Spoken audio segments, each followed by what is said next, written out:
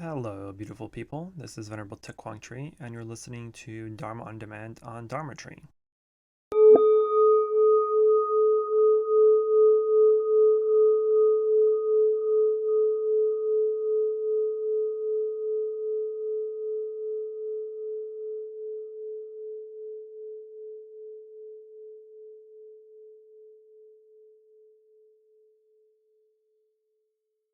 So I know I've been slightly MIA for a week or so, but I've been busy.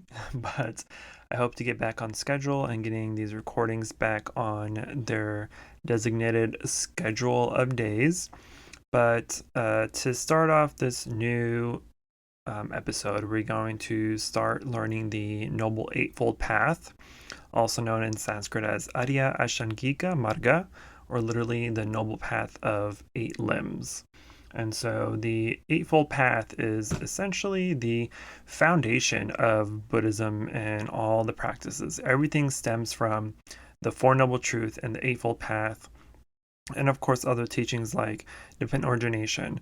But the Eightfold Path is pretty much at the heart of our practice. So it's a pretty big and pretty important topic and subject to know. So for each episode, I'll be going through one of the paths for each episode. So we'll be spending a few weeks here, or a couple months actually, on just the Eightfold Path and hopefully go into it a little bit deeper and comprehensively. So we'll get started. So the Eightfold Path, if you are unfamiliar with them, the Eightfold Path is right view, right intention or thinking, right speech, right action, right livelihood, right efforts or diligence, right mindfulness, and right concentration. And so the Buddha actually combine these into three specific categories. So wisdom, morality, and meditation. And so within the wisdom category, prajna, we have right view and right intention. And then in morality, sila, we have right speech, right action, and right livelihood. And for meditation, samadhi, we have right efforts, right mindfulness, and right concentration. And so today we'll be focusing and talking about right view, samyak drishti, in Sanskrit. And so right view is essentially the deep understanding of the Four Noble Truths. So right view is first because we need right view to see and understand everything before we think it, before we speak it, and before we do it and live by it. So it's to understand how our reality, our life and nature and the world is as they really are, right? To see things as impermanent and imperfect. So it begins with the intuitive insight that all beings are subject to suffering, and it ends with the complete understanding of the true nature of all things. So right view is also the ability to distinguish wholesome roots from unwholesome roots. So in each of us, there are, of course, wholesome and unwholesome roots, or seeds, sometimes we would call it, in the depths of our consciousness. So you are if you're a loyal and trustworthy person, it's because the seeds of loyalty and trust are in you. But that doesn't mean that the seeds of betrayal are also not in you either, because they are. So if you live in an environment where the seeds of loyalty is watered, then you'll be a loyal person. But if your seeds of betrayal and dishonesty are watered, then you may betray those, even those that are close to you and that you love and care for.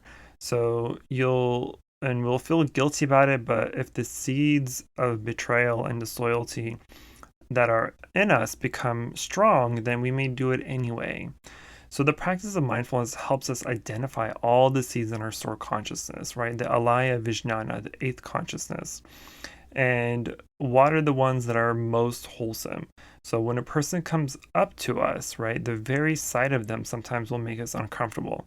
But when someone else walks by, right, we like them right away. So something in each of them touches a seed in us. So when we become aware of the seeds in our storehouse consciousness and in the alaya vijnana, we will not be surprised by our own behavior or the behavior of others in that case. So the seed of Buddhahood, the capacity to wake up and to understand things as they are, is also present in all of us. So when we join our palms together and we bow to each other and we acknowledge the seed of Buddhahood in them, right? That's why we when we go to a temple or meet someone who's also a Buddhist or a monk or nun, we typically do like a half bow to them because we're acknowledging the Buddha nature within them, and they're acknowledging the Buddha nature within us. So we're essentially bowing to future Buddhas. So if we act in a wholesome way, then you'll be happy, right? But if you act in an unwholesome way, then of course we're watering the seeds of unwholesomeness, of craving and anger and violence within ourselves. So right view is to recognize which seeds are wholesome and to encourage those seeds to be watered. At the base of our views are perceptions, right? The Buddha advised us not to be fooled by what we perceive. He told Subhuti, one of his disciples, where there is perception, there's deception. And so the Buddha taught on many occasions that most of our perceptions are erroneous, that they're wrong, and that most of our suffering comes from those wrong perceptions. So we have to ask ourselves over and over again, am I sure, right? Until we clearly see our wrong perceptions that will prevent us from having right view. So, in other words, to perceive always means to perceive something, right? We believe that the object of our perception is outside of the subject, but that's not entirely correct, right?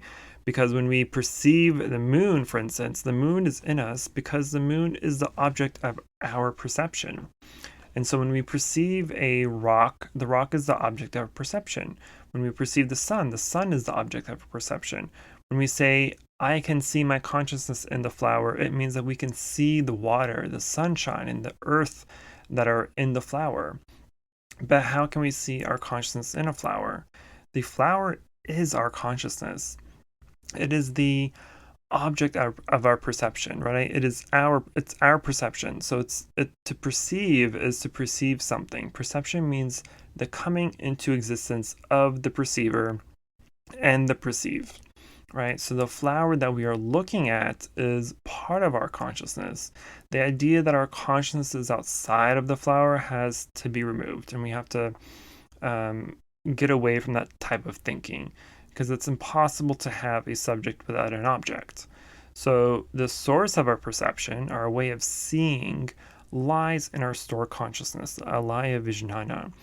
If 10 people, for instance, were to look at a cloud, there's going to be 10 different perceptions of it, whether it's perceived as a dog, as a heart, as a car.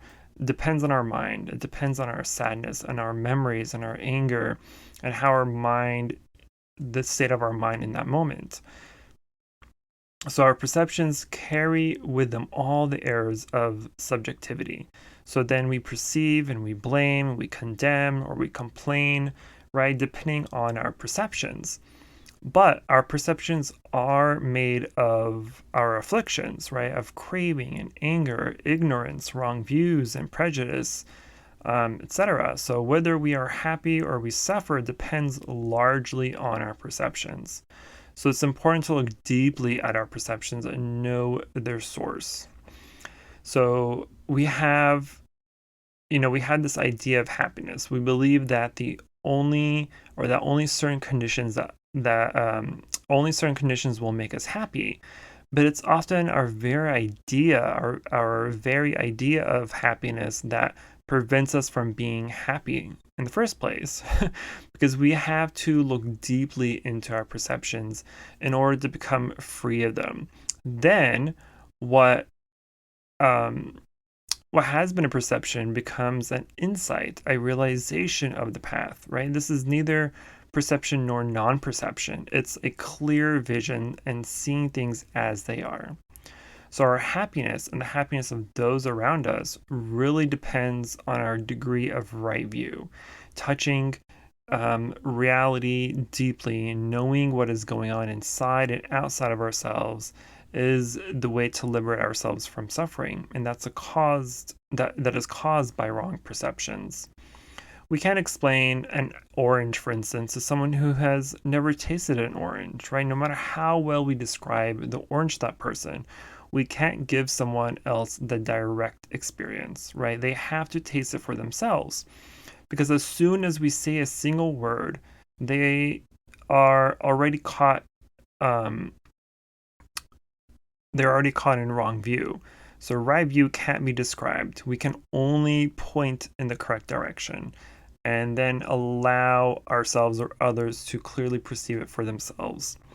So for instance, if you come to the temple for a day, right, you have an idea about the temple, but that idea isn't really the temple. You may say, oh, I've been to Fukui temple, but in fact, you've really only been to your idea of the temple, because your idea might be slightly better than that of someone who has never been to the temple, but it's still only an idea, right? It's not the true Fukui temple. So your concept or your perception of reality is not reality. When you are caught in your perceptions and ideas, you lose reality.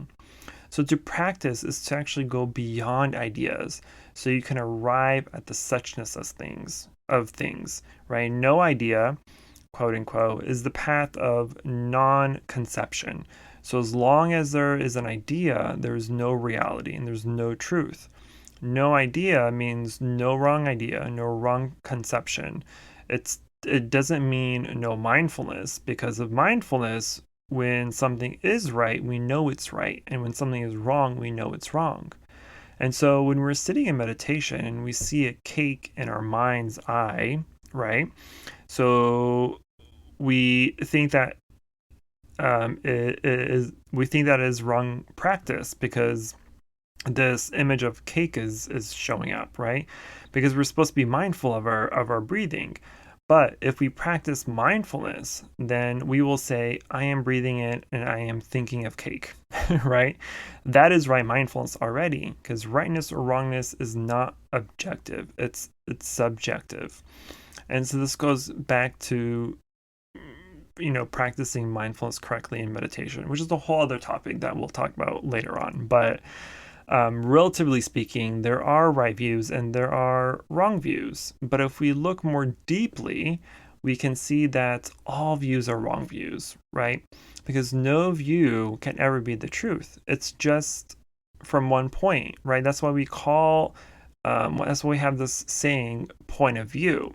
Because if we go to another point, we will see things differently and realize that our first view was not entirely right? Or there was something missing or incorrect or invalid.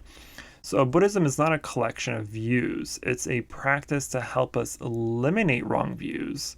So the quality of our views can always be improved. So from the point of view of ultimate reality, right view is the absence of all views. So we really have to start cleaning our mirror of Buddhahood and mindfully wipe away the fog and the moisture and other debris that are on this mirror, right? Our mirror, our Buddhahood is essentially this clear mirror, but because of our wrong views and perceptions and our wrong practices and all that, our Buddhahood mirrors very foggy, right? Just imagine coming out of a hot shower and the mirror is completely fogged up, right? And so by practicing the Eightfold Path and we slowly start to clean away that mirror, right? And we use different tools, we use different objects to help us on the path. At first, maybe you use the wet towel to try to clean the mirror, right? And maybe we get away with cleaning up some of the fog, but it leaves behind some residue, some little lint and some streaks, right? It's not completely clean yet. So then maybe we switch to a dry towel and does the same thing. It cleans up a little bit more, but it's still kind of streaky, a little bit linty. And then maybe we use our hand, which, gets rid of the lint, but now it's still streaky. So we're using different things to try to clear away that mirror. So likewise, in our practice, we're trying to use all these wholesome, correct practices in order to clean up that mirror. And once that mirror is fully cleaned, then we have right view and right perception, and we see things clearly as they are. And then we are able to become enlightened. So that's a very quick overview of the first Eightfold Path, right view. Of course, we can get way more detailed into it, but essentially, right view is really just trying to eradicate or clear away our ignorance, right? And ignorance in Buddhism literally just means not being able to see things clearly or not seeing things as they are. And so, right view is essentially trying to help us to see that. And it has a hint of non self in there and impermanence and emptiness. But essentially, we are trying to see things for what they are, how they are, without any of our subjective opinions or ideas or perceptions of things, right? We see things as they are. And so it's right views is first because it's really is important because to get rid of our ignorance and to go beyond our ignorant minds is very important for us to be able to continue in our path. And as we practice a little bit more, as we study and as we meditate on this, we are able to slowly kind of chip away that ignorance that we all have, and slowly and surely, but we'll be able to see things, quote unquote, as they are. And once that kind of aha moment happens, then we get closer and closer to enlightenment and to potentially to Buddhahood. So that is it for right view.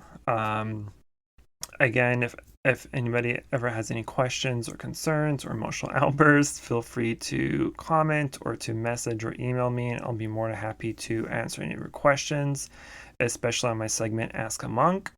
That'd be a perfect opportunity to answer any additional questions, or if you have a quick, simple question, feel free to, again, leave a comment or message, and I'll try to reply back. But thank you for listening. Smile and be well. Namo Shakyamuni Buddha.